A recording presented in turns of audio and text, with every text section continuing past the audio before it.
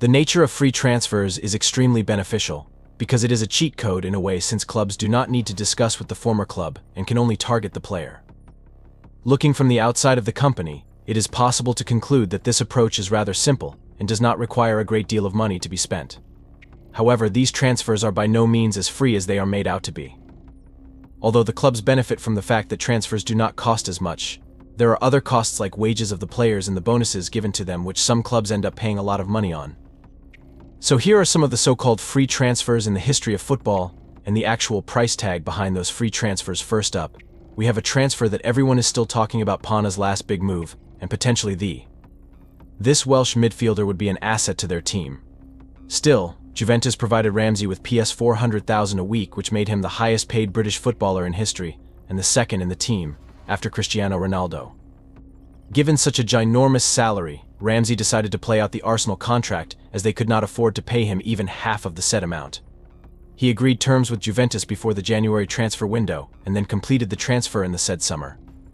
For his part, Ramsey remained in Italy until 2022, but the effects of COVID-19 pandemic saw the old lady having to cut down their wages bill drastically. Recall when Manchester United signed Alexis Sanchez and all that was expected to happen instead, there was a bigger headache that came with it.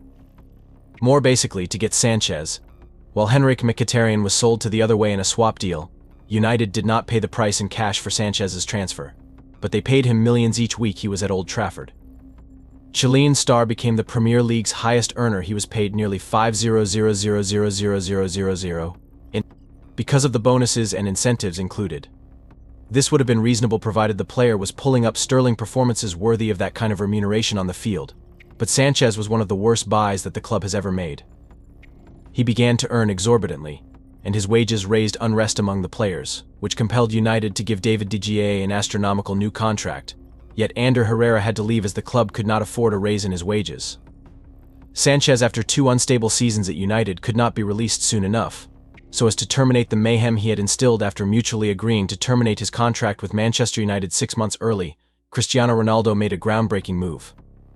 Leaving European football after 2 decades to join Al Nassr in the Saudi Pro League, the 37-year-old signed a 2.5-year deal running until 2025, with a basic salary of €7.1 million. However, when factoring in image rights, commercial deals, and an ambassadorial role in Saudi Arabia's bid for the 2030 World Cup, his earnings soar to an astonishing €203 million per year. If Ronaldo completes his contract, he will make over €500 million, playing into his 40s. Despite the staggering figures, the Saudi club likely feels it's worth every penny. David Alaba seized the opportunity to enhance his career and earnings by moving to Real Madrid, letting his Bayern Munich contract expire. He swiftly secured a substantial pay rise, earning nearly €20 million annually, along with an €18 million signing bonus.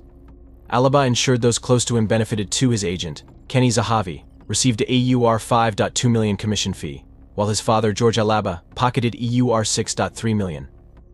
At 29 years old, Real Madrid likely spent as much, if not more, than they would have on a transfer fee.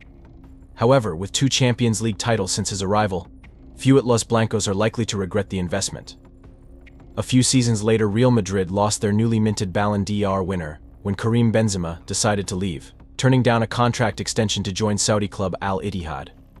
After Ronaldo's groundbreaking move, the Saudi league emerged as a genuine contender in luring the world's top players. In a stunning display of their financial power, Al Ittihad offered Benzema more than triple his previous salary, with the French star set to earn over €100 million per year, second only to Ronaldo at Al Nassr. While this amount is mind-boggling for a 35-year-old free transfer, the Saudi club likely sees it as a worthwhile investment to bolster their league's global profile.